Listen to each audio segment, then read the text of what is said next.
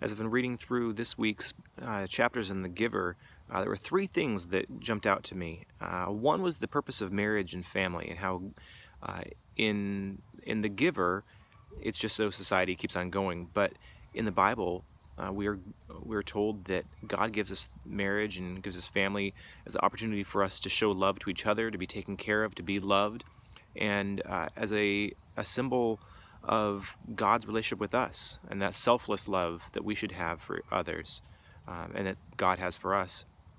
Another thing that jumped out to me was the fact that pain is something that in The Giver they try to avoid. They take medication so that they don't feel that pain. But while pain is not something that we should seek out, in reality, God gives us pain or allows us to have pain in a way that draws us to Him. He redeems that pain. It allows us to understand our need for Him. It allows us to understand our need for each other. And we see that God can work through that pain.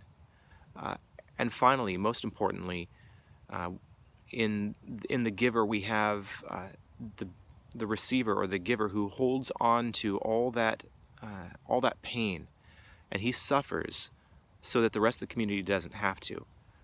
And that obviously makes me think about Jesus, who willingly takes on the pain, the punishment, that separation from God that he did not deserve, because he loved us so much. And because he suffered, we are able to have a relationship with God and to enjoy eternity with him forever.